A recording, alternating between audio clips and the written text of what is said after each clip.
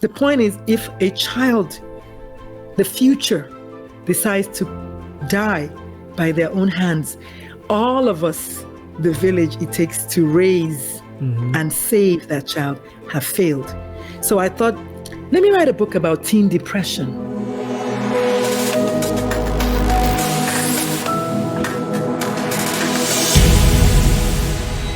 Hello, friends.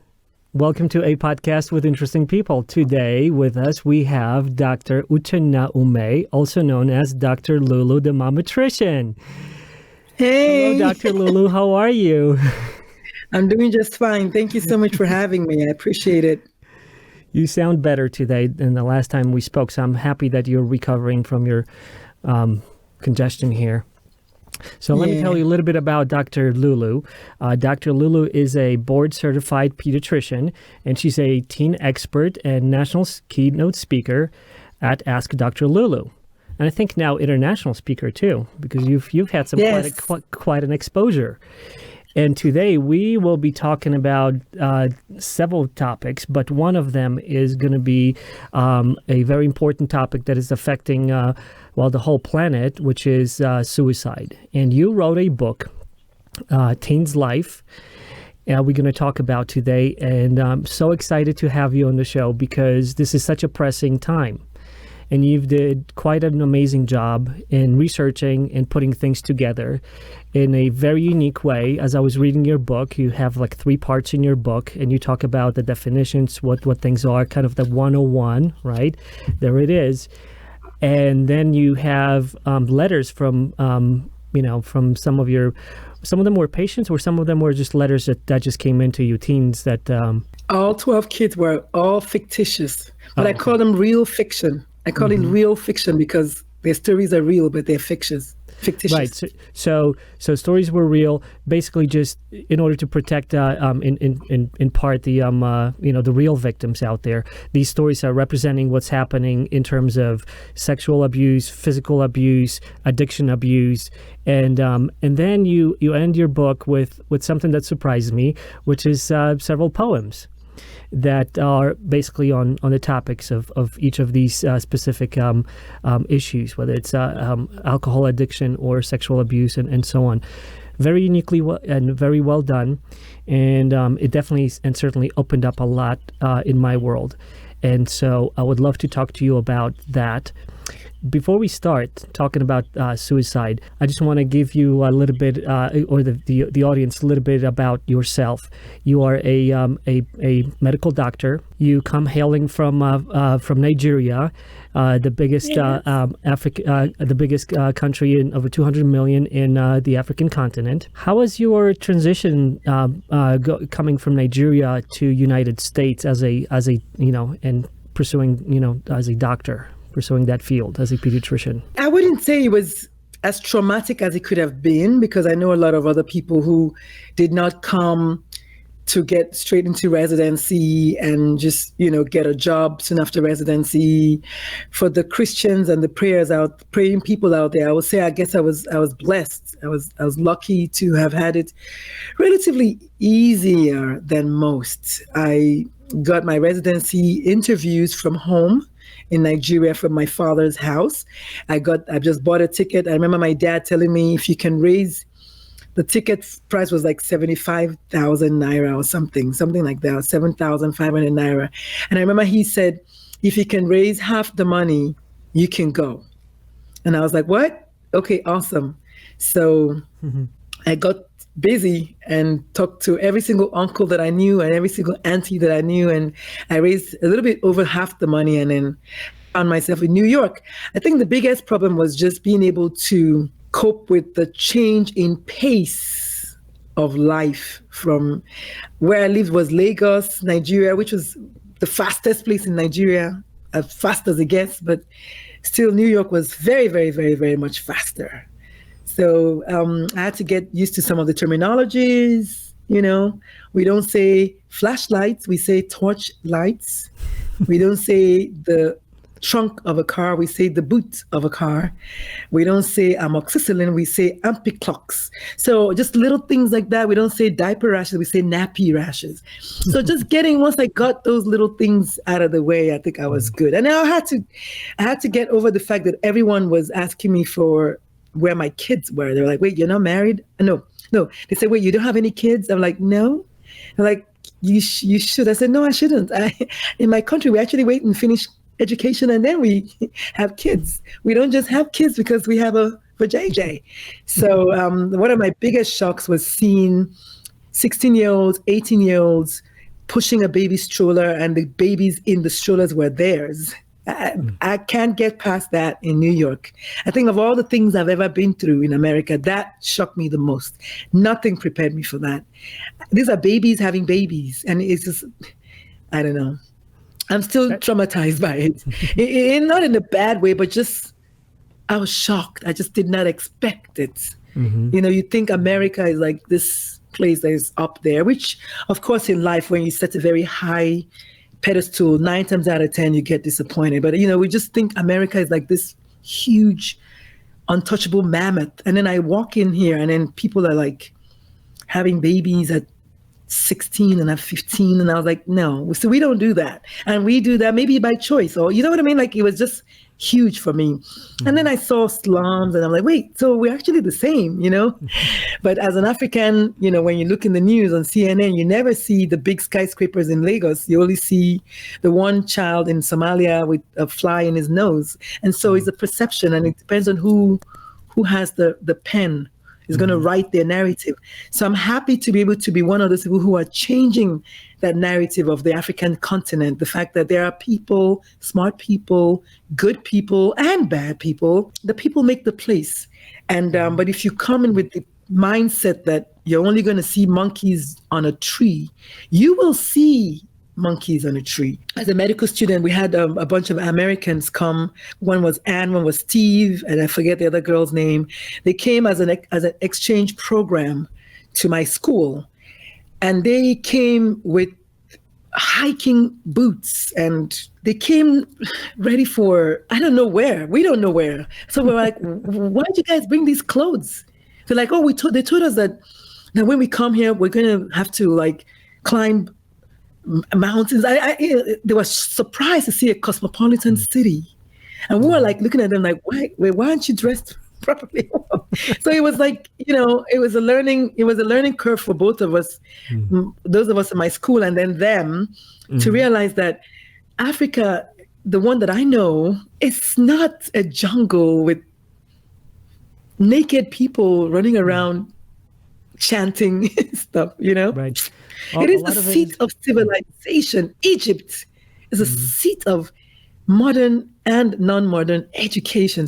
So Egypt is Africa, you know, it's like, but so coming here as a doctor, you know, I was able to cope because, you know, we speak English and everything in Nigeria, but people were asking me, how did you learn English? Like, how come your English is so good? And what are you expecting? Like, who do you think you're going to meet because it's an African?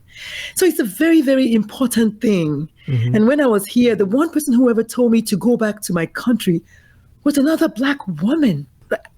I'm taking their jobs. But wait, ma'am, you're a cleaner. Like, there's nothing wrong with being a cleaner, but I'm not taking your job. Like, there's so many levels that need to be educated.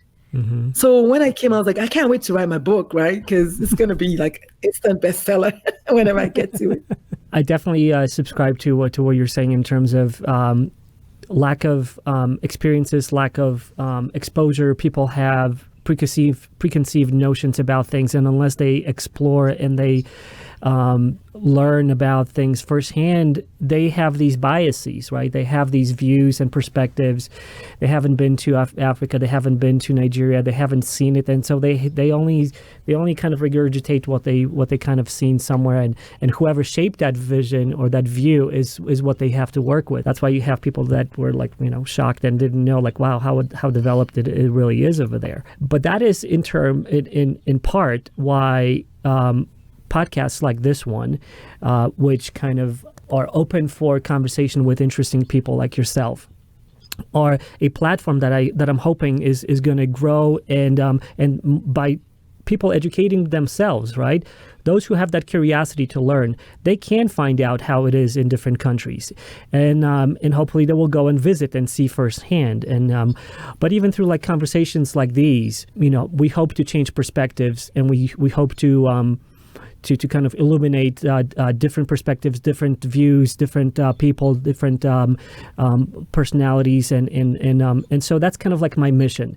And so when I found your book, and then I connected with you, and we started chatting a little bit about like your book, and this is your actually second book, right? And so you wrote like 2 books in a span of 10 months, is my understanding. So that is amazing. Yes, that is amazing. And but today we're going to be talking about the Teen's Life book, which is the one that I'm prepared to talk about a little bit because I read it. So thank you for having me. Thank you for being on the show, and tell me how and when did you decide to write a book that covers suicide and the topics that you cover in there, like all sorts of forms of abuses that fall into our precursors of suicide. Do you remember that moment when you said, I need to do something about this and I need to write a book? I guess I wouldn't say that there was like one particular moment in time that was frozen, but over the years, first of all, I've always loved to read, and I've always loved to write. I have 5 bookcases in my house, this home. My boys were raised to be avid readers. Are they still readers now as millennials? I don't know, but I've always loved to read. And I wouldn't say that I was going out to write a book about that. I was going out to just put a message out there after my patient killed himself. That was all I wanted to. I didn't know how I was going to do it. I just knew I had to. That was one patient too many already for me. My very first suicide was not my patient. It was actually another colleague, another doctor, another Black Nigerian Igbo female. That was really like my sister, if there was such a thing. She was just me and I was her, She killed herself, and looking back, the only thing I can think of is she had major mental anguish. She never had any mental illness. But after she died, no one would give power to the fact that she did not have mental illness. Everybody was holding on to that. She was depressed. But I knew her. I worked with her when I was an intern, and I knew she didn't have mental illness, but I didn't know that she was getting older. In the Nigerian context, you get to a certain age and you're supposed to be married. That's it. To be married and have kids. And it's a patriarchal society that we live in. What are you going to do? It's Nigeria. It's unwritten rules, but every woman has like their time to get married and then to have kids. And then I know she was dating this guy, but the guy wasn't trying to settle down. And she kept complaining because they're about the same age-ish. And then she kept complaining that she wanted to settle down, but he wasn't really ready.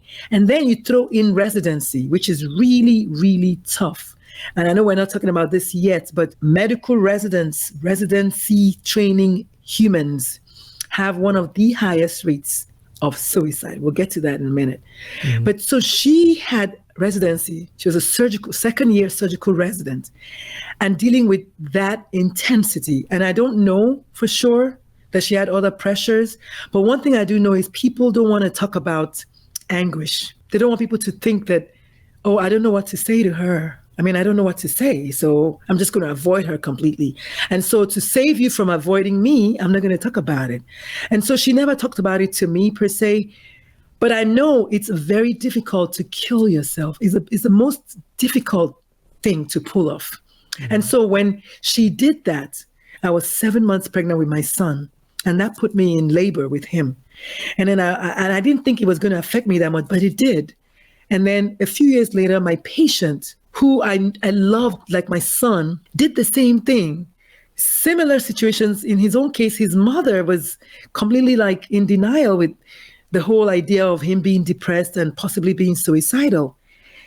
And he pulled it off. And then between those two people, the seeds were already planted that maybe I should do something.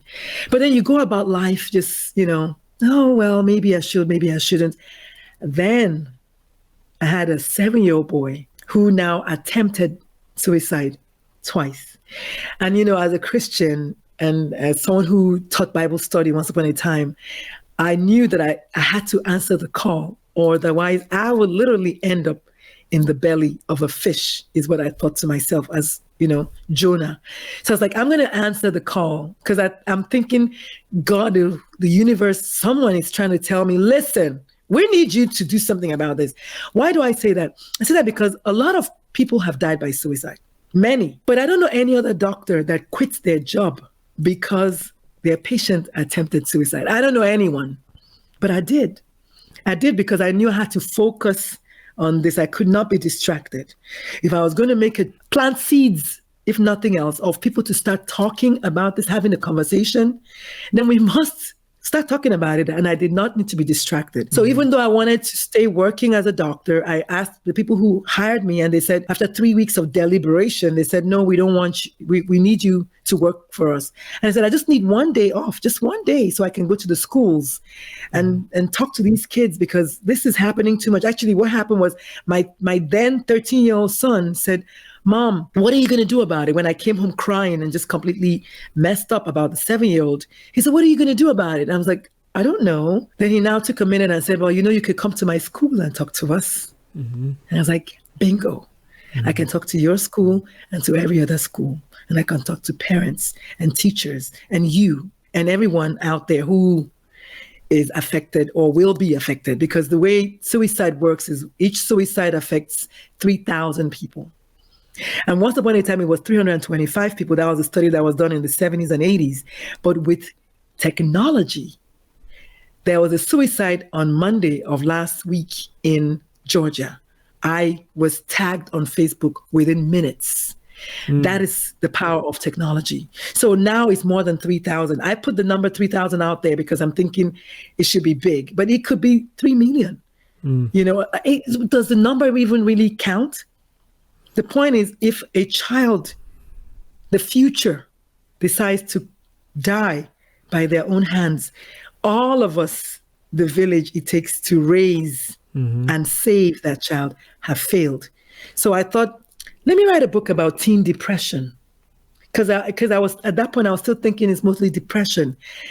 But then as I wrote the book, I kept finding out that depression is not the only thing that's causing people to want to kill themselves. Life is what's causing them to want to kill themselves. And so I decided to wait a little bit and study life a little bit more. And then maybe, just maybe, I can write, maybe not the perfect book, but the nearest to perfect book about life, because life indeed is what happens to people. And then they decide to kill themselves. And that's why the book says, looking at teens' lives and their struggles, because a lot of times it's the life that's affected, and we don't need to focus on whether it's depression and something happened to that child. So and that's what we want to talk about. So that's why I thought I should write. Some of the things that are, and I'm looking at your book over here on my Kindle, which is how I digest books at higher speed. By listening to them. You start with defining what suicide is, suicide 101, and you provide some statistics. You add on different types of causes and of potential suicides and tools that, whether it's, guns and suicide or teen issues or depression, isolation as humans, depression and suicide. Then we have the abuse, right? We have the different types of abuses that are happening, whether it's like a sexual abuse or bullying at schools, right? Those are the things that are happening right now. And like you mentioned, because of the technology and how fast everything travels, suddenly the whole planet is interconnected, and within seconds, everything that happened in one place is known in the other, and it affects everyone. And I'm not sure if the 3,000 or 3 million or whatever the number is, is true. And like you said yourself, I don't really think it even matters. The fact is that this information travels so fast and it affects other people. And you write in your book a teen's life, looking at teens' life struggles in their lives.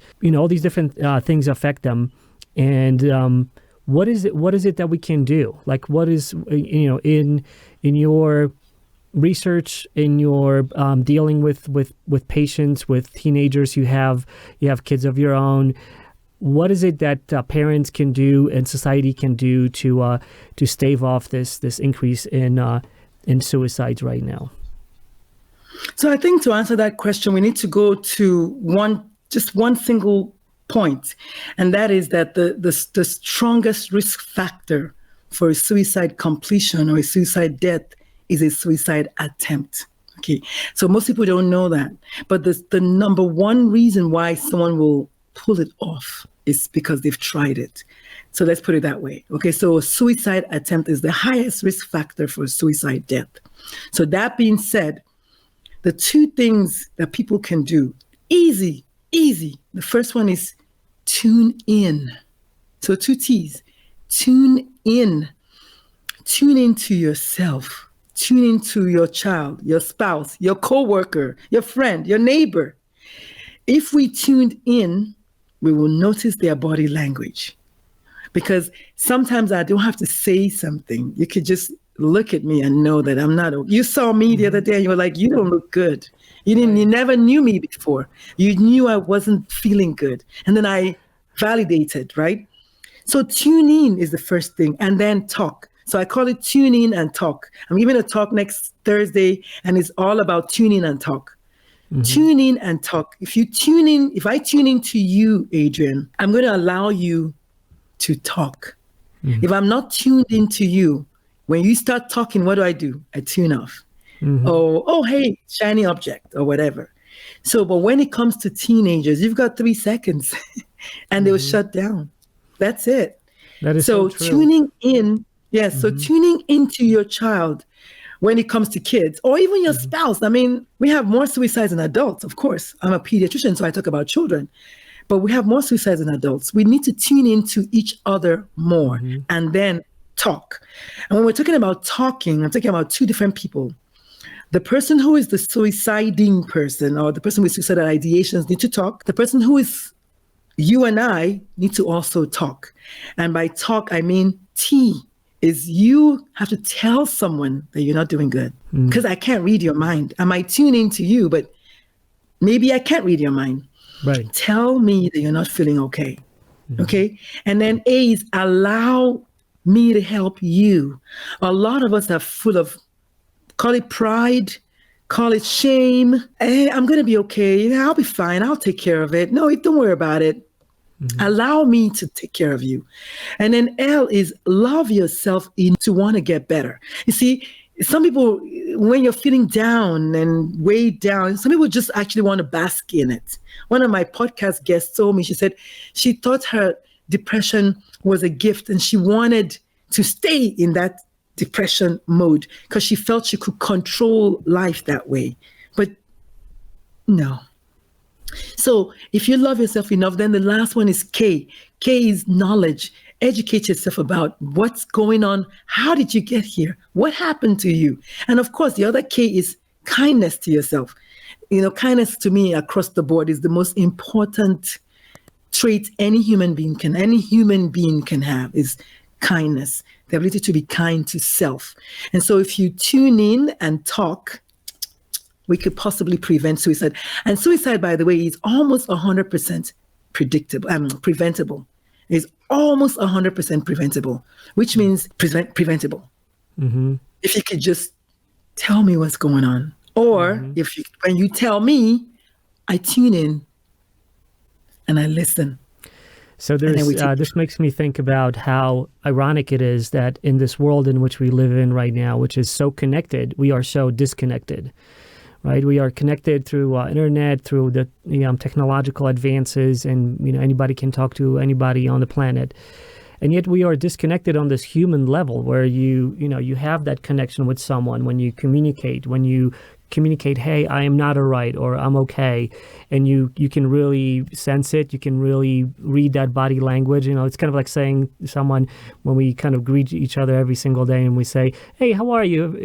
Good morning. Hi, how are you? Everything is okay? Yes, everything is okay. It's kind of like a routine, right? It doesn't even it's like, but you have an opportunity at least then to kind of expand it and read that body language and see if they are doing okay, or if they just getting rid of you by saying, yes, I'm fine, go away, that type of stuff. But so I'm glad that you mentioned that suicide is preventable almost 100%, because clearly there are probably some situations in which suicide is not preventable, right? We can't prevent all of it, but we can do a lot.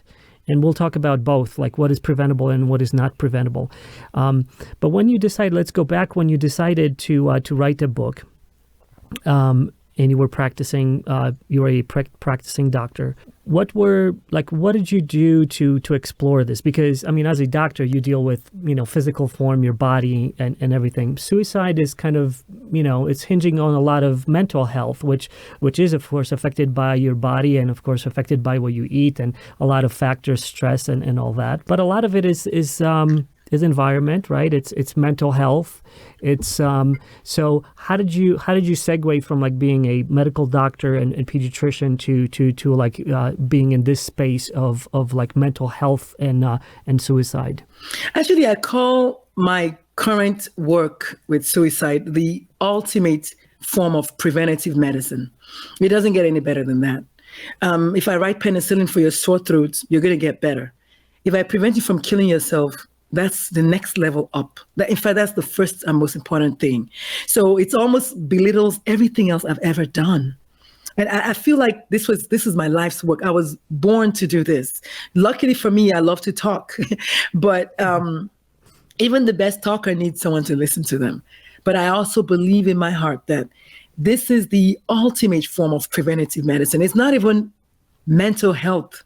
Suicide is technically not a mental health issue.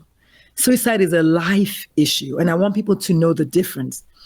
When you talk about mental illness, you're talking about obvious depression and anxiety, schizophrenia, autism in kids, ADHD in kids, But when you're talking about suicide, depression is only one of the 23 causes listed by WHO for suicide. It's just one of 23, actually mental illness is one of 23 causes. And so I try to tell people to not look so much at depression, mental illness, because first of all, there's a stigma about mental illness. And so when you ask people like me who have been suicidal before, I've never been diagnosed with depression before or after my phase of being suicidal. When I was suicidal, something specific happened to me. I had just filed for divorce. I had just become a single mother of 3 sons. Wait, I'm Nigerian. This is something that we don't do. It's like, you should stay married. You're born to be married and stay married regardless. Okay? And then, wait, I'm a doctor. I should not be dealing with I should be able to handle all of life's curveballs, I should never be weak and unable to cope. All of these things are rules that have been put there by society, by the world. Yet I was suicidal because one morning I went and put my ATM card in the machine and $0 came out. And then I put it again and I was like, wait, what? What happened to my money? And it turned out that the IRS had taken all of my money from every single account that I owned. Why? Because my ex-husband hadn't paid taxes for 5 years when he was the office manager. So again, you see the story, I'm painting a story of something happened to me. Mm-hmm. It wasn't like maybe I was just, no. But depression will be the ultimate route, yes, because of course that's depressing. Mm-hmm. All of that is depressing, but I didn't have a primary depression. I didn't have primary mental illness, which is why I haven't said mental illness does not lead to suicide. I'm just saying there are more causes that lead to suicide anytime divorce, financial issues. I mean, look at what happened during the .com burst. We had a spike in suicides. tens of thousands of people jumped to their deaths because all of a sudden they found out that they lost all their money. Look at what happened with Enron. Suddenly, all of their life savings are gone. That causes mental anguish and despair. And so I wrote an article that went viral on Kevin MD. We got like 1,000 shares because I said to them that for me, mental anguish and despair was behind my suicidal ideation. And everyone was like, oh my God, you're right. Because nobody wants to talk about it. And now see, there's someone who wants to talk about it. And now they're like, oh yeah, you're right, you're right. I said, of course, I'm not going out to be right. I'm just going out to say, this is what I've discovered. That my son, who's a senior at Stanford, he called me one time because he was taking 21 credits. He was like, Mom, I'm overwhelmed. He said, I'm feeling a little suicidal. And I said, son, you don't have to take 21 credits. You could take 15. And so what you do is you give them skills to help with that life catastrophe that's happening. And then once we fix that, he's going to graduate in June with honors. So the point I'm trying to make is we have to tune in and then find out what happened. You don't ask a suicidal person why. You ask them what happened. It's two different things. Why is like, I don't know. What happened? My child died. You see that? Why is judgmental? What happened is compassionate. And so if you know that, suicide will be prevented. But there's only so many platforms I can be at one time. But I'm trying my best to let people know the difference because every single news story never fails. Every single news story about a suicide always goes with mental illness or depression. But my question is, if this gentleman was okay a year ago, 2 years ago, and he suddenly killed him, something happened. And we need to find out what happened and then give him the skills to deal with it, like the case of my son. Clearly, there's more to it than depression. You cited WHO, World Health Organization, bringing in some statistics and some numbers and root causes of suicides. The statistics are very troubling. It seems that suicide rates, although, they're spiking here and there because of certain things that affect, populations, it seems like everything is on a rise. And I'm not sure if it's just because there's better communication and we just know exactly what happened everywhere. I don't know if there were maybe fewer suicides in the past. Who knows? Maybe. But so what is your what is your thought on suicides rates going up and the trend going up? Is that what's happening right now? There's more suicides? I think I'm going to go with your original idea, which has always been my thought. We're now more connected than we ever were, so we're hearing about them more. But then again, remember what I said in the book, suicide contagion or contagion, whether you're a potato or potato kind of person. Suicide contagion or contagion is a process whereby we have a rise in suicides following suicides in people at risk. Who is the most at risk? Teenagers. And so if there's a suicide in a school, you're more likely to get suicides in that school again, because what happens is, well, if she could do it, then I can do it too. So sort of like a copycat syndrome? It's almost like a copycat thing. It's almost without putting the energy of a copycat, which almost belittles it, because I'm not in any way, shape, or form. I don't even want to use that word, but you're right. It is contagious, which is why they call it contagion, because literally it's contagious. My wife's brother died by suicide. And she always asks herself, why can't she do it? I don't think she's saying it because she wants to kill herself, but that's kind of the mindset. Now, if she was at risk, then maybe, you know what I mean? And of course, if there's a means and everything else that goes with that. But you're right. I think we're hearing about suicides more so these days. And then, of course, we have this friend here, a cell phone. And because of the cell phone, we have more cyberbullying, right? In the days of Noah, when I was a teenager in the 80s, we didn't have cell phones. You get bullied maybe on the school bus and that's it. Or you get bullied maybe at school and that's it. You get a respite when you get home. Right. Ahorita, No. You have a cell phone, you have a, what's this thing called? iPad. They are bullying you non-stop. And I call them keyboard gangsters because they can hide behind the keyboard and say all kinds of mean stuff to you. But they forget that this is a person that's not getting a break. And then he hears about a 10-year-old who did so and so last week. And then he's like, you know what? I can't take this anymore. So suicide contagion is partially to blame. Cell phones are definitely to blame, not in the sense that there was a study that was done and they said girls had a higher rate of suicidal behavior or tendencies or thought processes because of the cell phone. But my thought is that girls do have a higher rate of maybe suicide attempts, but boys have a higher rate of suicide completion. And so if a boy is being bullied, you have a higher chance that that kid is going to kill himself. And so we need to stop bullying, period, in any which way, shape, or form. Because people who are victims of bullying, what do they become when they grow up? They become bullies. Bullies, right. Yeah. Yes. I remember in your book reading a startling statistic of that boys where the rates of suicides and, like you said, successful suicide completion was like 2 to 1 versus girls. I think that was in the context of specifically some it was teenagers, and it was like physical abuse and sexual abuse, right? And the rates of suicides among male boys versus female was like 2 to 1. Startling statistic. Clearly, what's happening in schools and the bullying has a huge effect. We constantly hear about that on the news, and but it's not a simple problem to solve, isn't it? What do you do? It's not a simple problem to solve. You tune in you tune in to your child. Here's why I say this. I have 3 sons. One of my sons was bullied. One of my sons was a bully. And one of my sons was a bystander. I have birthed each of those.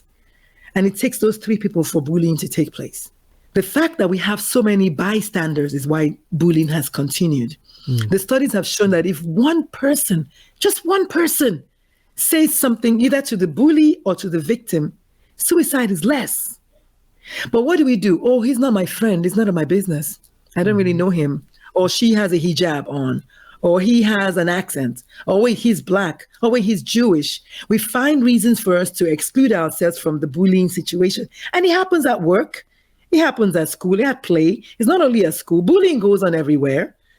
Sexual assault goes on everywhere. We try to sugarcoat it. We try to justify it. Like when a girl is raped, well, what was she wearing? Like that makes it okay. Imagine if your sister got raped and you hear someone saying, well, she likes to dress sexy anyway. Wait, it's her body, 1, 2. That doesn't call for rape. 3, what about the person who was raped? That's major trauma. And tomorrow when she kills herself, they say, oh, she had mental illness. No, she was raped.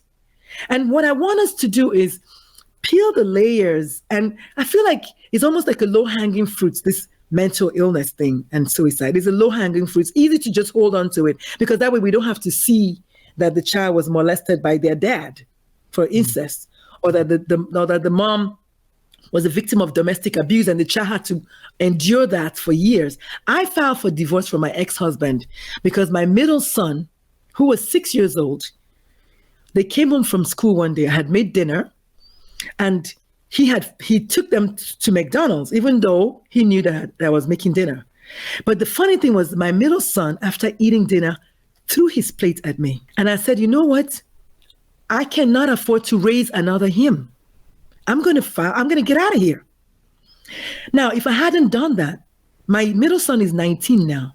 I don't know what kind of man he will be today, because kids watch, they see us. And so raising a bully is not hard. If you are being bullied at home, i.e. domestic abuse, or the words you say to yourselves at home, to your kids at home, it's easy for that child to become a bully. There's a movie that I talk about all the time. It's called How to Eat Fried Worms. It's a middle school coming of age movie, which, every child should watch. In that movie, the boy is trying to get his classmate to eat fried worms. I mean, that's the least part of the thing. But the thing about it is, at school, he's like this big ogre, mean, menacing kid. But at home, his big brother beats the heck out of him every day. So he's being bullied at home constantly. So he gets to school and becomes this ugly bully. But the thing about it is that child gets no respite. Suicide is high amongst bullies. Incarceration is high amongst bullies. So that boy, every time he went home, he couldn't get a break because he was being bullied at home. And at school, he had to become someone that he's not to stay alive. That's very stressful. And so that brings in ACEs, right? ACEs is what I call childhood PTSD. ACEs is adverse childhood experiences. Experiences that happen to people, to children before they turn 18. When they get older, they have a high rate of early death by suicide. Because that child was traumatized like crazy, was repeatedly raped or repeatedly abused. That's not good. And so no wonder we get a high rate of suicide when they're teenagers because of all this trauma that they've had to endure as children. Not everyone, this story is not universal, it's not across the board, but it's enough for them to have done that study by Kaiser Permanente, and then Dr. Nadine Burke is now championing it to get everyone to start screening their patients and their students for ACEs, because now we realize that childhood trauma is a real thing. But once upon a time, it's like, oh, it's just a kid. No, it's not just a kid. They're not going to forget those things. Right. It affects them. So tell me more about the ACEs assessment. You mentioned that in your book.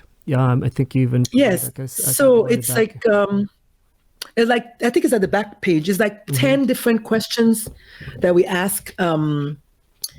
It's really simple. Usually when my patients, because I only see high-risk patients, so when my patients come to see me, I make them fill out the ACEs questionnaire in the office by themselves. I don't let the parent do it for them, because it's a question that only you will know the answers. Give me 1 second. Let me grab my glasses. I can't read. There's only you know the answers to that if you've been traumatized. But it basically looks at 10 different things that can affect a child. There is household abuse, like domestic abuse is one of them, okay? Then there's family history of substance abuse. There's a family history of sexual abuse. There's a family history of mental illness. There's a family history of incarceration, okay? There's a family history of suicide. There's a family history of divorce. And the way the divorce works is the child looks at divorce as parent abandonment in the child's mind. And that's why in the book I mentioned that my kids have 2 of those 2 scores. And even just a score of 1 already increases your rate of suicide. And my kids have 2. The first one was domestic abuse. They watched their mother being abused. And the second one is that they are products of a divorce in a home. So the more scores on ACEs you have, the higher your rate of suicide. What's the scale? Is it up to 10 or is it... Oh my goodness, it's by 30 to 50 points. Okay. So suicide goes up by 30 to 50 points. Just with one little ACE score, 30 to 50 points. So it's pretty significant. I don't know if I put the number in my book, but it's usually in all my slides when I do a presentation. It's part of my slides because I need people to see that it goes up by, I think, 1,220%.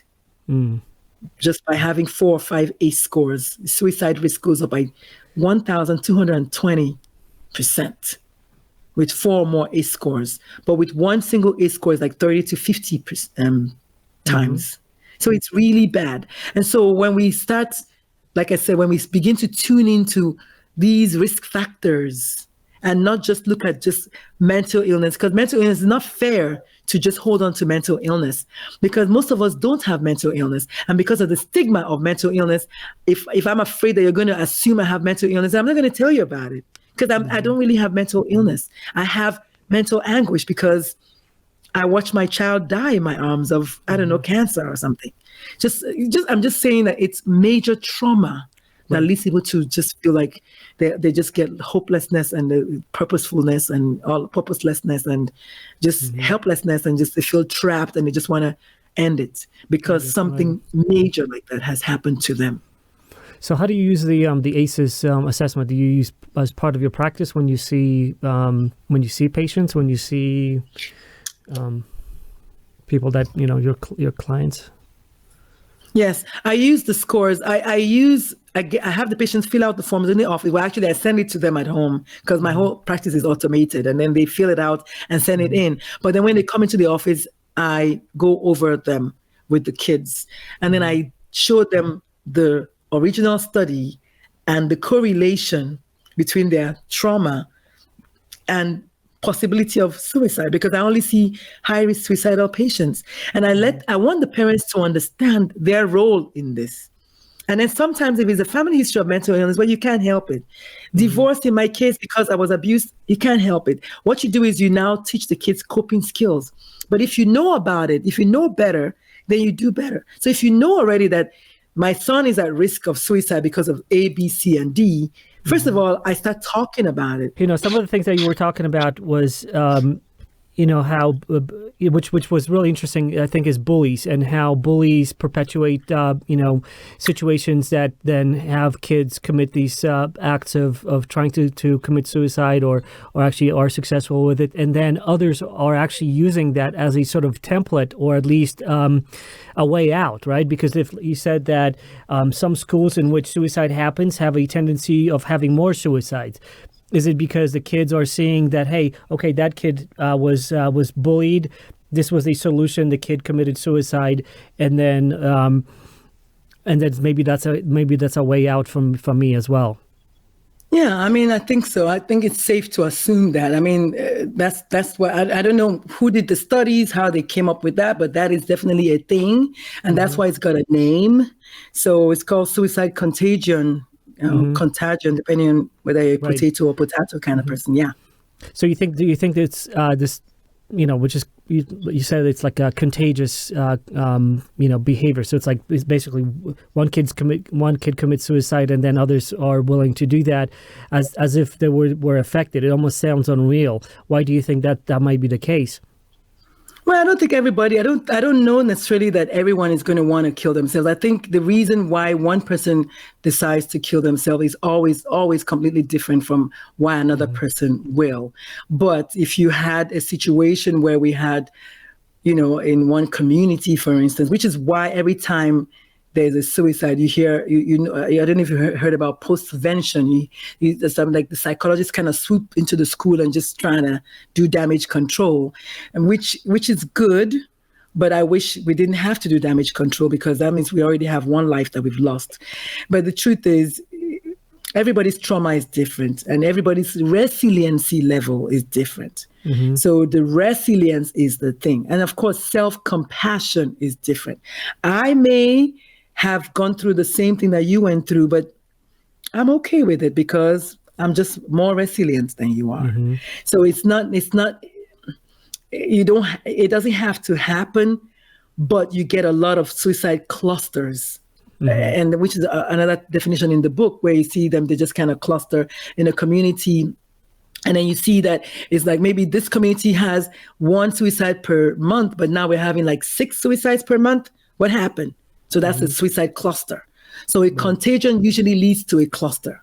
You know what I mean? Like, because it's almost like an epidemic, right? One person has the flu, then everybody gets the flu. So it's contagious. So it's something similar to that. So suicide contagion usually leads to suicide cluster. Suicide cluster is a phenomenon where we have higher rates of suicides than expected for that particular geographical location and for their, you know, their political population makeup, but that particular town usually doesn't have this much suicides. And now we're having a lot of suicides in that town. What's going on in that town? Right. So, you know, that's kind of how that works. So in your experience, some of the suicide ideations and some of the situations that you dealt with, what do you see as the most, I guess, prevalent cause of attempted suicides or maybe even successful suicides. Is there any? Well, you said that a lot of it is different factors. It's not necessarily just one thing, right? For one person, it could be this event, right? For one person, it could be bullying, it could be, sexual abuse, assault, those types of things. Is there any pattern, like what's kind of prevalent, or is it just like different things, and people just choose suicide as a way out of a untenable situation that they were in, and they just want to end it because it's, what is happening when someone decides to commit suicide? I mean, it's counterintuitive. Like, why do you want to, like, can you not? I guess it's because they cannot bear whatever whatever the circumstance is, whatever the, maybe it's just ringing in their head constantly. Yes, I was just going to say that. Yeah, there are two kinds of bullies. There's an external bully, which is the kid down the street. And then there's the internal bully, which is your head. And believe it or not, the internal bully is worse at any point in time, because that's the one that tells you every morning. Yesterday, I had a moment like that. I started doubting myself, like, why am I even really doing this? Like, why don't I just get a regular job? And I was actually telling that to myself. I was like, no, you know what? I don't know. Maybe I shouldn't even be doing this, talking about suicide. Who even wants to hear? Who even asked me to do it? And the more you allow your brain to keep doing that, what I tell my patients is, if you allow that thought process to come in, it's going to go to the refrigerator and get milk and get coffee and get cookies and then settle in and get comfortable. So you should not even let it come in. But you first have to tune in to yourself and hear that you're going down that path. Someone who is suicidal, they've already, the thought is already coming and made a feast. And is literally having a dinner and just brought itself in and is living there now. And now they can't think of anything else except that. They are preoccupied with the thoughts. They want the thoughts to go away, but the thoughts are not going away because they lack the skills either to think about something else or to do something else. And that's why I say, when you're getting to that place, you do two things. You get out of your head, get out of the physical space.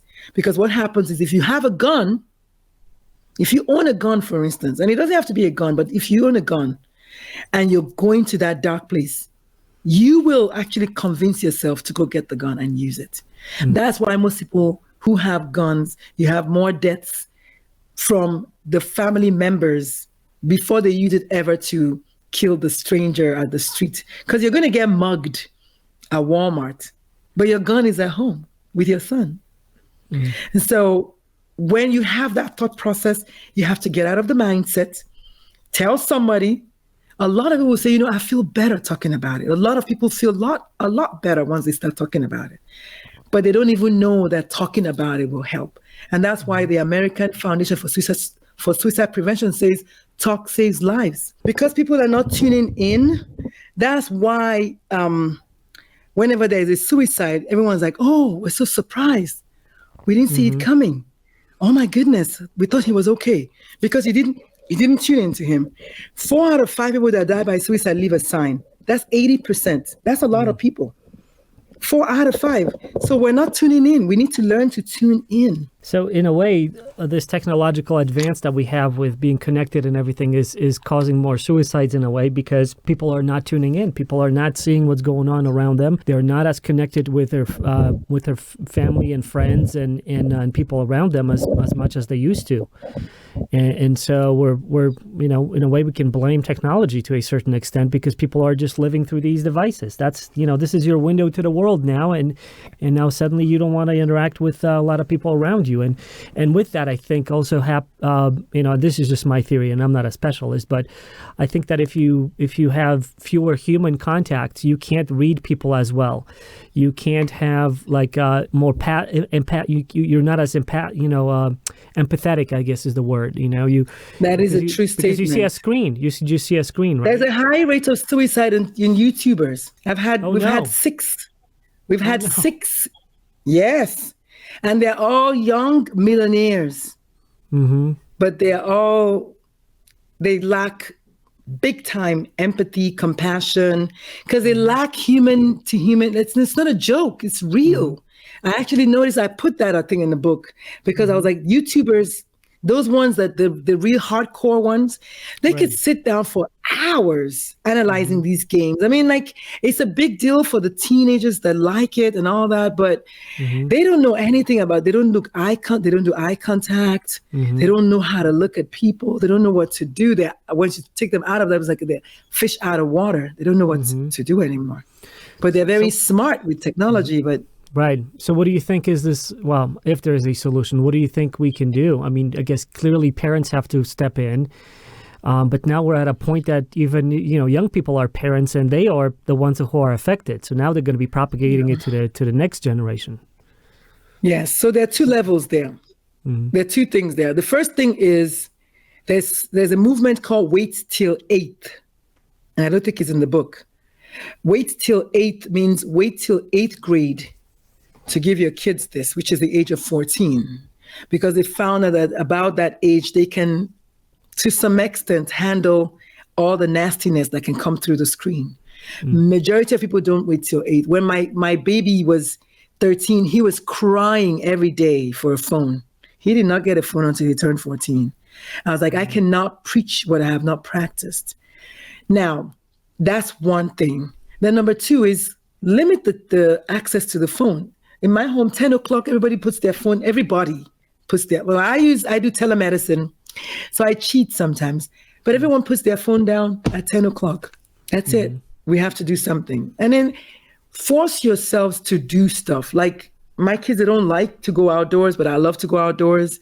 So I always say, guys, let's go create an experience. Let's go out there and create experiences. And we go downtown and we have to be in each other's spaces. We must be in each other's faces and create those experiences, force ourselves to be there for each other. Otherwise, sometimes we're in the house and it's so quiet because everyone is on their devices. Right. And I'm like, guys, what's going on? Let's play a card game or a board game. And they reluctantly, like they're gonna die. Then they enjoy it, then they have fun. But you have to force those moments. You have to bring those moments out and force those moments in. What about situations such as where I am, which is Utah, which has a huge problem with addiction. It has a huge problem with teen suicides.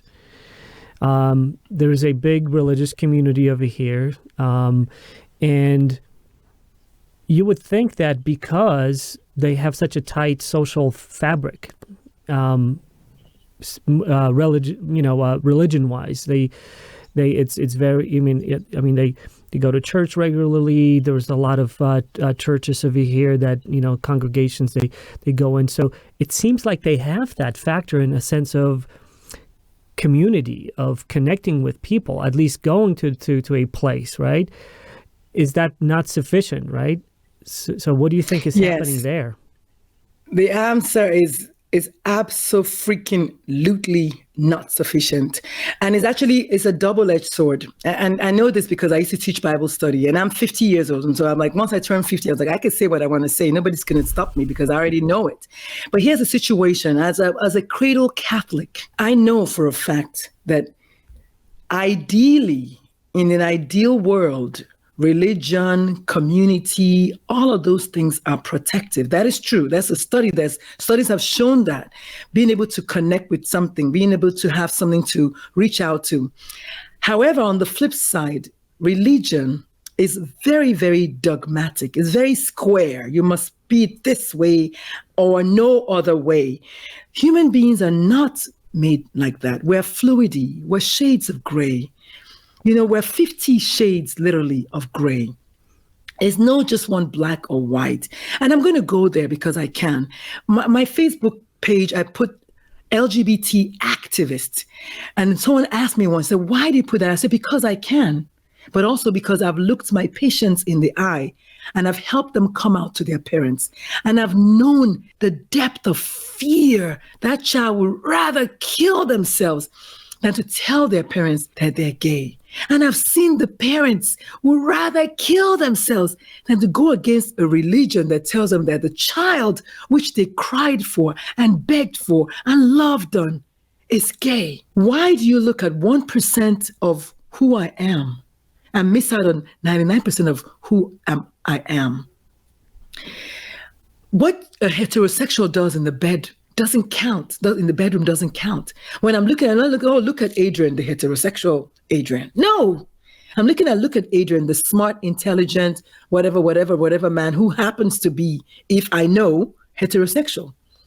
So why does a gay guy or a gay woman or lesbian, why do you see the lesbian first? You know, and I tell people, I said, I'm not the lesbian doctor. I'm not the black doctor. I'm not even the female doctor. I'm the good doctor. Because I'm going to make your child feel better. And that's the only term of engagement there. If you want to look outside of that, then that's on you. And so that's why religion, very, very highly religious cultures have a higher rate of suicide. Look at the Hindus. Forget the Mormons. India has one of the highest rates of suicides. Why? Nobody prays like the Indians. And when I'm talking about Hinduism. They're very religious, but it's also very dogmatic. Everything is like black or white, very patriarchal. Mm-hmm. Very highly patriarchal societies don't allow people to budge. And you know, one of my favorite lines in a song by Asha is a Nigerian singer. She says, she talks to the jailer, which is the prison warden. She says, you also have to wear a uniform to keep me in my uniform. You also have to be in chains to keep me in my chains. So now you see why, even in the church, there's so much incest going on. Are you kidding me? You think those Catholic priests that molest those boys, are they not still Catholic? Are they not still religious? But they're being molested because the Catholic priest wants out. The little kid wants out. But no, we forced them to stay in that space. And now they have nowhere to go. That's why I say to you, ask the question, what happened? Not why. They are being squeezed. You're squeezing all the square holes into round pegs or whatever, something, into the wrong space. And we're pushing them, forcing them to be this kind of thing. No, it's okay to allow people to live and let live.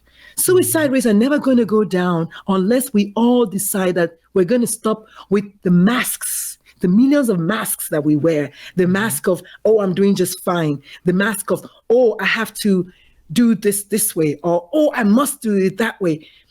Allow yourselves to just be, just be free. And I'm going to jump in. Suicide rates will come down. And agree with you that a lot of things that happen in the world is because we have this strong sense of identity with certain things, and once you become part of a group, or you are part of a group that has certain identity, you almost are forced to behave in a group fashion, right?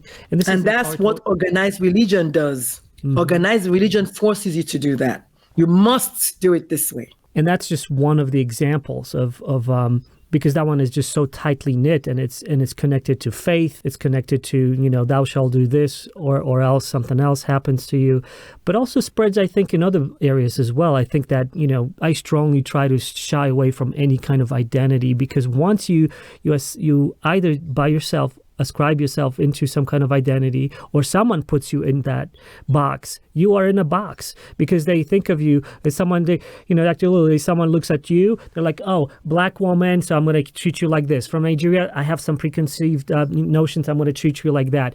If you're part of this group, oh, it's generalization, it's that stereotype, it's all of those things, right?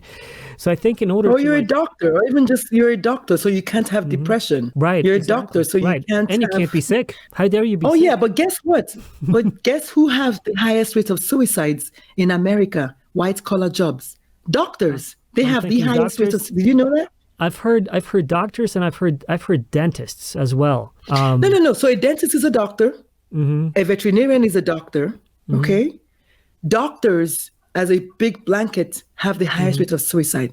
Amongst the doctors, the dentists, the pain management doctors, Right. those two, which is anesthesiologists, they have the highest rate of suicide. Why? Because they have easiest access to the medicine that's going to put them to sleep. Okay? But generally, doctors as a group of people, we have the highest. It's about 1.1 suicide per day, every single day. And that study was done in the year 1978. So we don't even know what updated numbers are, because now we have residents, we have medical students in that big group. So doctors have the highest rate of suicide. We're supposed to be the ones taking care of people. Yeah, we are the ones that. So we're saying the same thing, that when you put a doctor in a box, people are surprised to see me that I write, for instance, I go to like poetry slams and I do poetry reading. But you're a doctor. I know, but I'm me first. Like, oh, because I like to dance. And on New Year's Eve, every night, every year, I have a dance, just a jam session, just dancing. Like, oh, wait, but you're a doctor. But what? I was me first when I was 6. I was me when I was 10. Doctor is just what I do for a living. Right. It's not who I am. I'm thinking that in order to kind of solve some of these problems, we will need some kind of awakening, or maybe some kind of enlightenment in which people don't consider themselves just like what you have here, body. We have all these different things, and we're going to touch into racism. Again, it's all based about, these superficial things. Everyone is like, oh, you're this color, you're this color. Like, to me, there's only one race, one human race. And all these other divisions are just ideas that people like, because, let's not fool ourselves. People like to kind of categorize everything. I think it's partially normal, because like you needed to know, like, oh, that's a predator that's going to eat me, that's a good thing. So it's like in the past, it was like a survival mechanism, right? It was like I need to recognize things that can threaten me and my loved ones. But then after a while, we're way more civilized right now. We're way more, you would think, are smarter in a way, but we can't shed those thoughts. It's almost like it's a genetic memory where we just kind of like are stuck with it. Don't let's go down to racism at all, because that's a whole can of worms. Have you heard about post-traumatic slave syndrome? Have you heard about it before? No. It's a study that was done by Dr. Joy Guiri. She studied, it's actually a thing. And that's one of the reasons why, I don't know if you saw that in the recent times, suicide has doubled in African-American kids aged 5 to 11. Suicide rates have doubled. Why? Because of systematic racism, systematic police brutality, systematic feelings of, I have nowhere to go. Now, they're not mentally ill, they're governmentally ill, because the government has put them in the corner. Oh, because we haven't looked at Jews yet, we haven't looked at Muslims yet, we don't know any race that finds themselves trapped.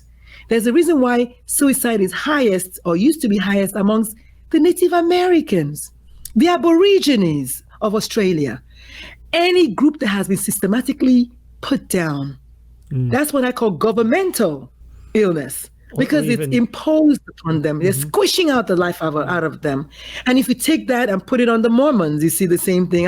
Anywhere you see people not allowed to flourish. Now, of course, again, the jailer has to wear a uniform. So even amongst the slave masters, they had their own degree of anguish, because you have to have something called cognitive dissonance, which means this thing that I'm doing, I know it's bad, but I'm doing it in the name of God. So it's good. It's like your mind is messed up. Right. Then you can get that. So, so then things fall apart. It's like there's nowhere to go. And this is 6 days worth of discussion. It's not an easy thing, but just to bring it back down to suicides, the African American in the last 2 or 3 years, African American youth, children have had systematic increase in suicides, and it's now doubled. The last study was done in May of 2016, but then in October of 2019, we had an updated study, sustained the findings that African American kids are now having a sustained increase in suicide rates. Could it be that we are reporting them more? I don't know, but I do know that racism has something to do with it. Just watching your mother suffer in anguish because she can't get a job because of her skin color, it's traumatic for a child. And when I send my kids every single night, I was on a podcast recently, and the guy, he actually like cried because he couldn't believe it, because he had never thought about the fact that as a white male, he's never thought about the privilege that he has, until I got emotional, because I told him, I said, every night when my boys go to walk the dog, every single night, I say to them, make sure you come back. And then so one night the baby said, Mom, why do you always ask us to come back?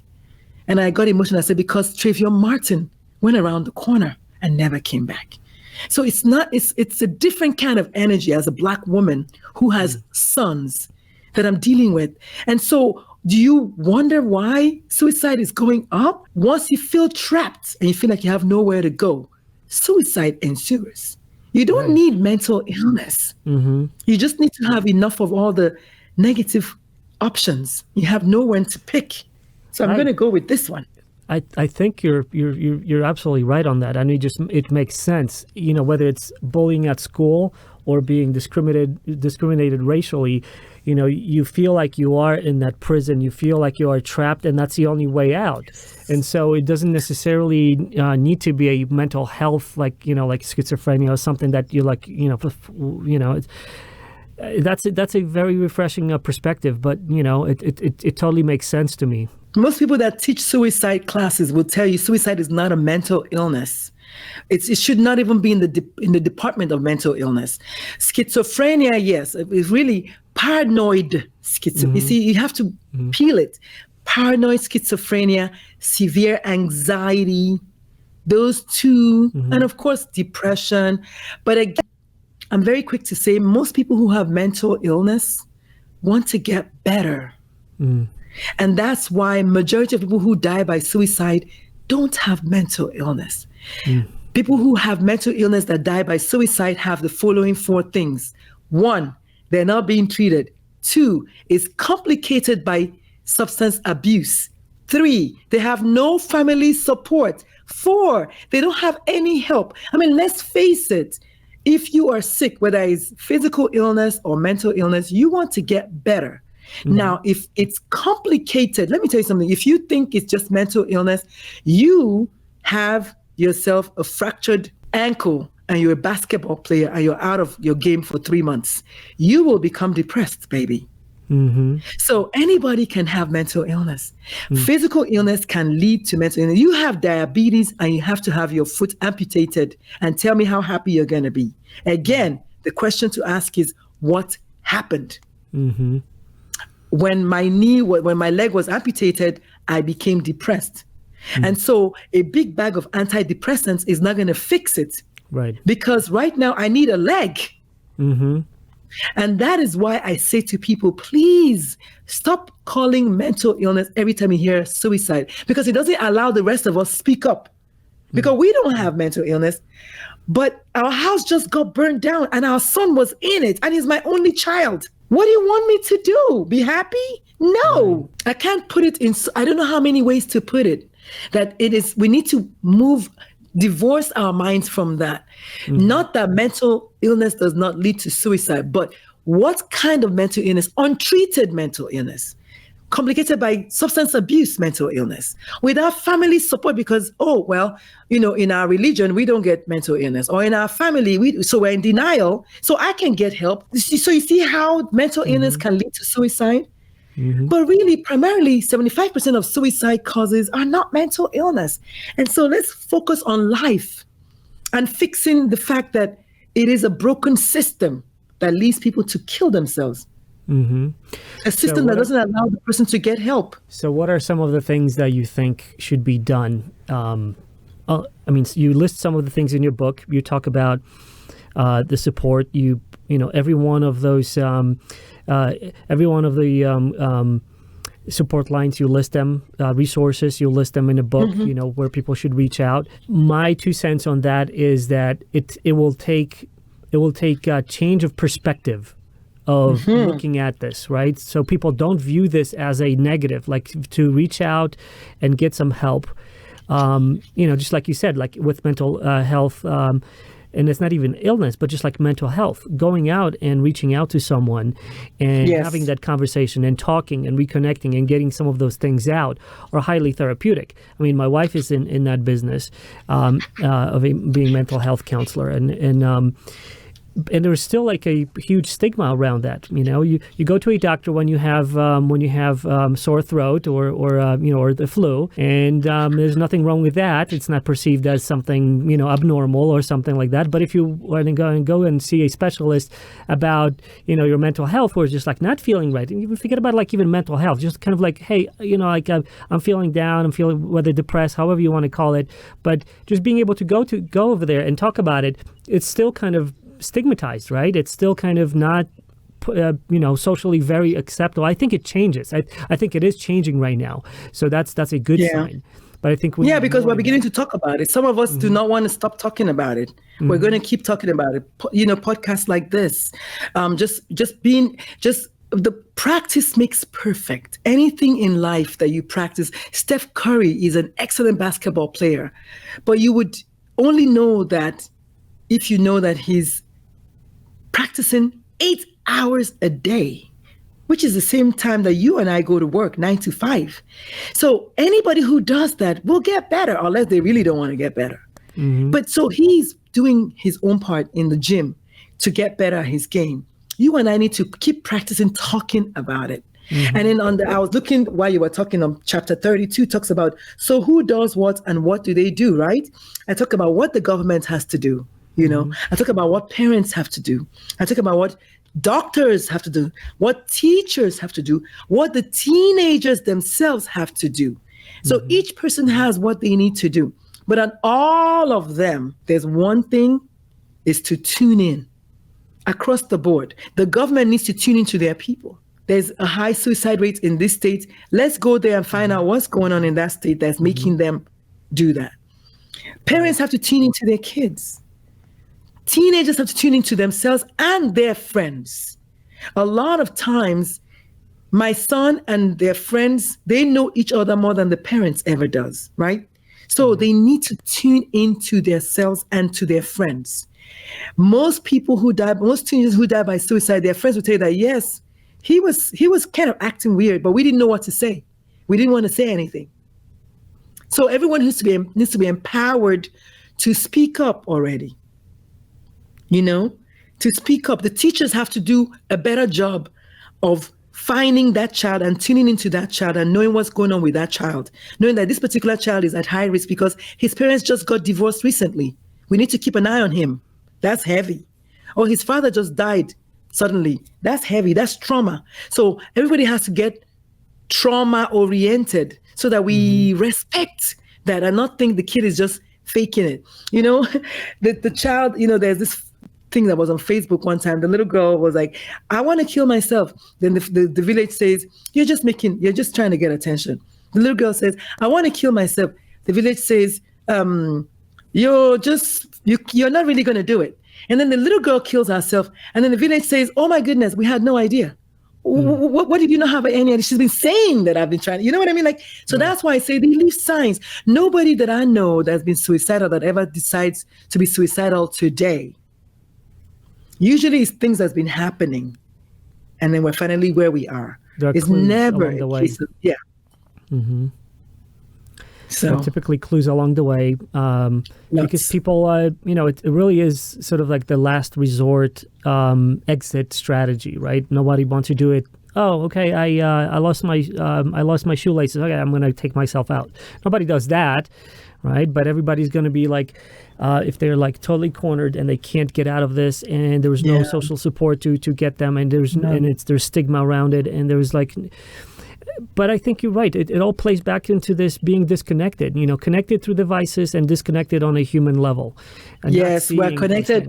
Exactly. We're more virtually connected. No, I say we're virtually connected, but we're not really connected. That's what I say. We're virtually connected, but we're not really connected. I have 2,000 followers. Oh my goodness. Okay. I have a headache right now. They don't know that. Right. And so what? You got millions of people, and then you don't know your next door neighbor. Yes. I mean, look at Anthony Bourdain. Everybody I know wanted to be Anthony Bourdain. He had the life that everyone wanted. Right. Because we saw just what are your thoughts on that? What do you think happened there? Well, actually, believe it or not, well, he said apparently he'd been struggling with depression. Apparently, they said he had been struggling with mental illness. I didn't know that part of him, but when he died, the day he died, my wife sent me a text and said, guess who died? Because we are just worshippers of Anthony Bourdain. And so I went on Facebook and did a Facebook Live. And that was the day I went public with the fact that I had also had suicidal ideations. And that video got like 5,000 views, like in like 2 hours, because they couldn't believe, like, you know, because like you said, we just assume that this person is this person. They cannot be. But look at Robin Williams, a comedian that brought everybody joy and happiness. And Kate Spade, what, $6 billion. So it's not money. It's not fame. It's not how many followers you have. It's just really, honestly, sometimes it boils down to the voices in your head. You know, what are they telling you? And are you validating those voices? And are you able to get out of that space and get help or talk to someone or, you know, whatever, depending on what happened? You know I heard that Anthony Bourdain had struggled with mental illness. And remember I said, and then apparently he drank a lot also.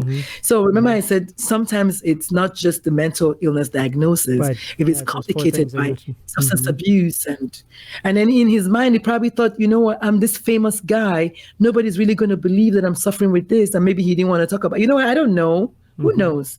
But I like the fact that Prince Harry, I think Prince William, one of them is talking about it now and helping, you know, shine more light into that aspect. And you know why? I'm not surprised that Prince Harry and his brother, you know, are struggling with that. Remember when we talked about childhood trauma?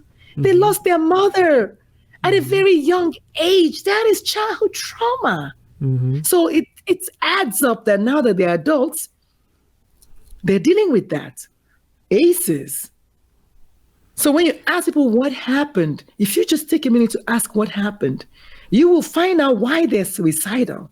No one that is happy just wants to die. Something has happened.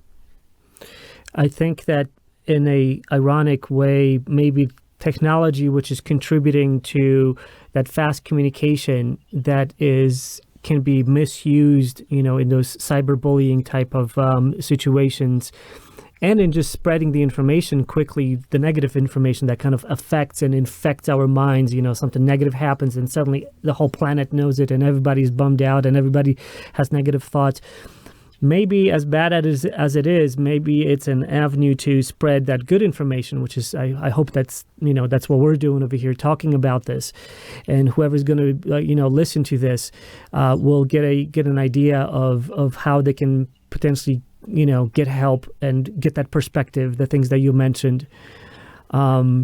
What are some of the other things that you would want to mention to someone who's listening to this podcast right now, if they have some kind of suicidal ideation or thoughts? So about 4 things, I think, if I can remember all 4 of them. The first one is the Not Okay app, which every parent should have on their phones. Can't find it. So I have it on my phone. I don't know if you can see it, but it's the red one. That one there. Okay. The Not Okay app is an app that was actually designed by an African-American boy at the age of 12 and his sister who was 14. It's a free app to download. What it does is you, as a parent, download it into your phone and your kid's phone, and then you input 5 trusted adult names and phone numbers into the app. And then when your child is feeling bad or feeling down or feeling not okay, all they have to do is type or tap on the app. And what it does is it beams out the child's GPS location to those 5 pre-selected adults, of course, trusted adults, and they will come and get you. Just in case, like, if you're in a bad place and you want to hurt yourself, if you just remember that you have the app and you can reach out for help, someone will come and get you. So it's already pre-selected and pre-inputted into your phone. Okay. And then, of course, we have 1-800-273-TALK, which is a hotline, the National Suicide Hotline.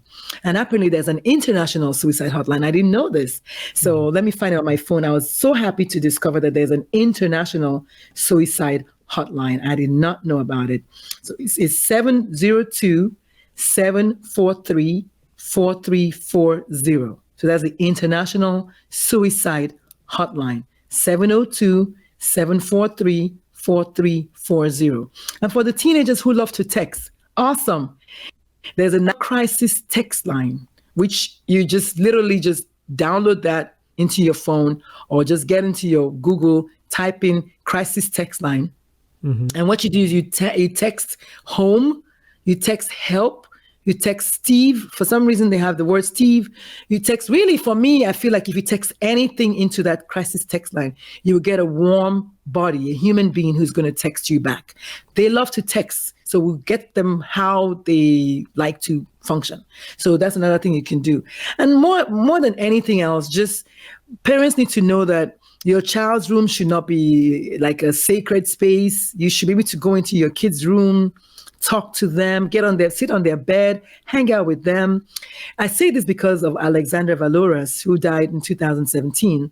She was just a straight A student. She was a 17-year-old girl, just happened to be 17 as well, but she was straight A student. She did everything right. She went on vacation with her parents. Her parents thought she talked to them. They talked to her. They thought she was open to them. And one night, she made her bed and walked out of the house and jumped over an embankment to her death. It was only after her death that her parents found a 200-page journal in her room that was full of self-loathing and I hate myself and I want to die and all these things. 200 pages. Her mother wished to this day that she had gone into the room sooner. Sometimes it's actually okay to go into your kid's room and just sit down and talk with them. Even if you think your child is well adjusted, you never know. You never know. Well, that's what's so scary about it too. She left no signs. I mean, I don't know. I didn't know her, but that's what the parents said. But she had a book that said she had a lot of signs. But you know what she didn't do? She didn't tell anyone. She didn't tell anyone what she was going through, but also they didn't tune in to the proper station, right? Because there was a station that was not happy, but they didn't find each other. And we need to tune into our kids and find out the station that's not happy. It's one of the things that my wife mentions to me all the time, to nurture that channel of communication with your child so that a child can trust you and be so open in a sense that the child knows that they can talk to you no matter what. Now that's very difficult to do, especially when they grow older and older, because those obviously teenage years happen and they go through their own phases. But if you nourish that open channel of communication, at least that gives you a fighting chance of noticing, of being able to get some of that information from them and read it out better, because you have that channel of communication. Otherwise, it's like passing ships. You live in the same household, but you're not really communicating if you don't have a good open channel. Yes and no. Yes. True. But also, they're friends. Most of your kids' friends know your kid. And so if you can't get it out of your kid, you can get it out of their friends. And each of my sons, I know their inner 3 or 4 friends. I have their phone numbers. I know their parents. And it may be like, oh, this mom is 2. No, it's not 2. If my son in Stanford, because it's all the way at Stanford, if I'm worried about him, I'll call Kate, or I call Paula, or I call Melanie. And one of them would tell me how he's doing. When was the last time you spoke to him? Oh, the last time I spoke to him, it didn't sound good, or whatever, Because sometimes the kids just don't know how to tell you that. So I say, invest on your kids' friends. And if all else fails, invest on your kids' teachers. Your kids' teachers spend 8 hours with them every day, isn't it? About 7 to 3 or 4. They know stuff about your kid. So be a present parent. Be one of those parents that is there, that they know Mrs. So-and-so, she's always in the picture, so they can call you and talk to you. make it easy enough for you, because teenagers have not changed since from you and when you and I were teenagers. Actually, I was probably a teenager way before you were, Mr. Adrian, but not by much. Don't be too full, baby. I just look young. But teenagers have not changed from whenever teenagers were invented. Adults are the ones that have changed.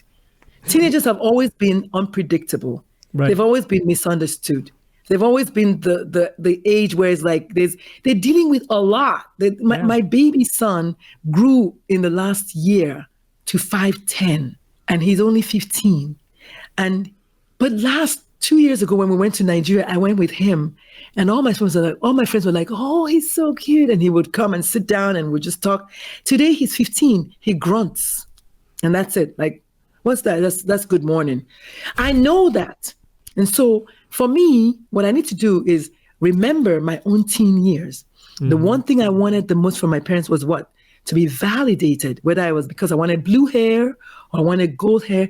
It doesn't matter in the big, what's it called? In the grand scheme of things. Mm-hmm. When my eldest son wanted to paint his nails, my wife and I brought our basket of nail polish and gave him, we're like, pick your color, take the one you like. Mm-hmm. And then the next semester he came back and his nails were cut and he was like, no, I don't like that anymore.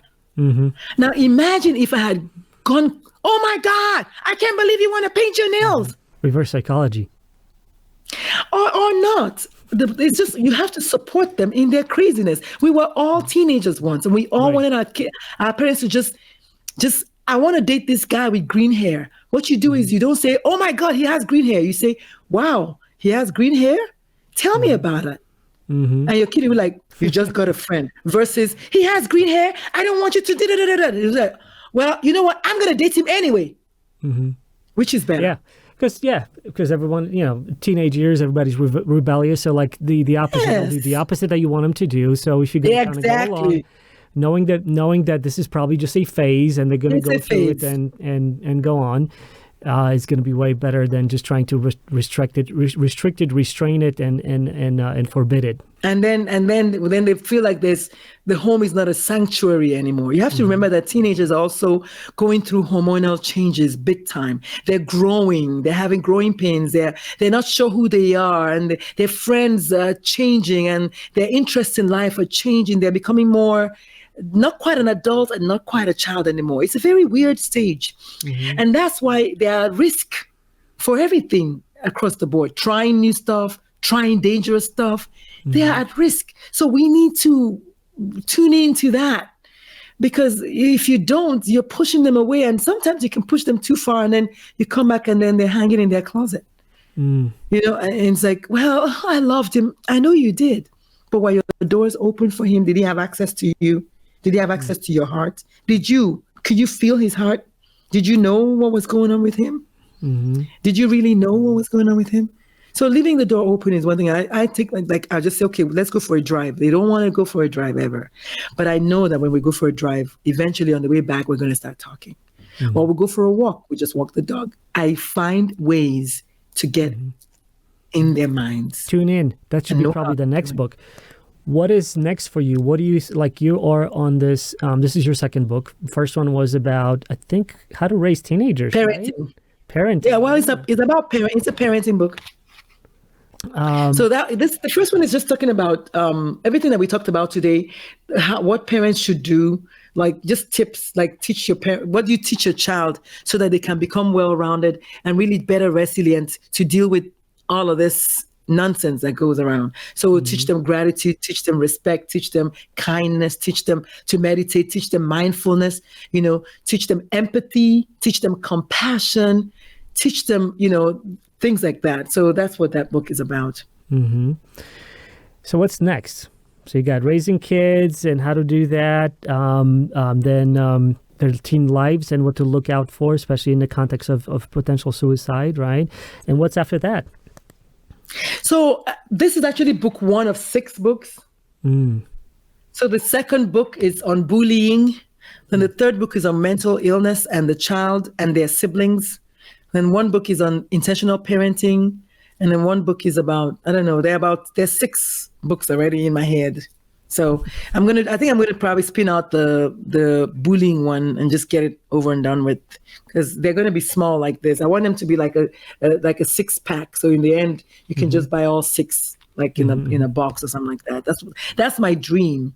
So I'm working on the bullying. I gotta finish marketing this baby first. then I'm gonna do the bullying one. Well, the book is, after reading it, the book is. I really like the way it was structured. It gives you definitions and gives you some statistics. It gives you illustrates these different types of afflictions, from abuse to addictions, and then gives you a way forward. And so I think it gives you a lot of tools. It gives you all the references that people need in order to learn more about it and to do something about it. In terms of your engagement on this social media and in the future, like what is, I know you were on different talk shows. Thank you for being over here as well. But what else is ahead of you, other than the fact that, I hope you're going to come and visit us over here in Utah and we get to record something in the studio over here. So let's make that happen. But before then, what else is happening, in your life? In my life, in my busy life. Busy life promoting. So I have a blog, which I think I want you to visit my blog because you see more of my poetry there. So my blog is called Words by Black Butterfly. Otherwise, I have a Facebook page like everybody else. It's Ask Dr. Lulu. I have a Facebook group for parenting. It's called Parenting Your Teen. Dr. Lulu's Parenting Your Teen program or something. And then I am on LinkedIn, I'm on Twitter, I'm on Instagram, and that's about it, Facebook. But I just recently got in the public television of San Antonio. They just offered me a TV show. It's going to be this monthly, and maybe you can help me pick the name. So I'm trying to decide between Your Mental Wellness and You with Dr. Lulu, or just Mental Wellness and You with Dr. Lulu. So what do you think, Adrian? I always go for the shorter one because it's going to be memorable. Shorter is better typically.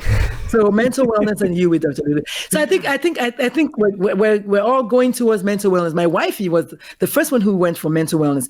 Most people are like, Your Mental Wellness, but she was like, no, because you don't want people who don't feel like they have a mental illness issue to want to come on the show. If it's like your mental illness. Right. But really what I want to do with the show is just interview everyone, businessmen, businesswomen, doctors, nurses, cleaners, whoever. And at the end, I want them to, and I was very careful to use the word mental wellness versus mental illness. So mental wellness encompasses everything, right? Physical, mental, diet, because you are what you eat. Exercise, the things that make you feel good. And ultimately, I want them to be able to answer one question. So how do you maintain your mental wellness? And that's kind of what I want to do. But it's on public TV. It's not a big prime time yet, but hey, it's another platform that I'm going to use to get the message out there. And I hope you're going to continue on your mission. I really enjoyed talking to you online and offline. And I'm really hoping to see you over here in the studio and continue, talking about these things and bring more awareness and bring more knowledge to people and help reshape the public narrative about this, because I think that's kind of what a lot of it stems out of. Like, how do we change things so people view these things in a more positive light so that they can go out and get help, go out and do something. Yes. And I think that's, it will take everyone to change this. But you're a fighter in this. You are pushing the envelope forward, and I applaud you for that. And we will put all the links to everything, on our page over here when we're going to be publishing this, so that you're going to be able to reconnect with connect with Dr. Lulu and follow what is she up to. And I hope to see you over here in Utah in our studio. Maybe I think we said in March, right? More or less. We said March. Yeah. We said March. So start aligning the planets and everything, and I hope to see you here.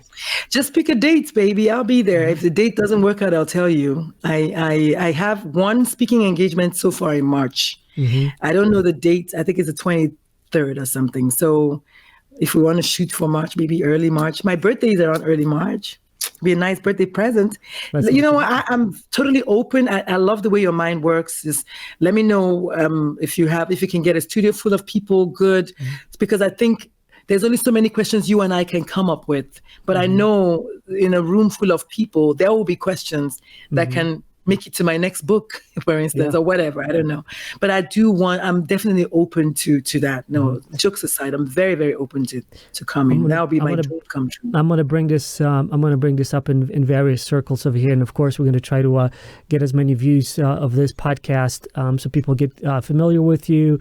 And then hopefully we can organize something so more people can come into some kind of event with you and, just spread the message. So I will keep you posted.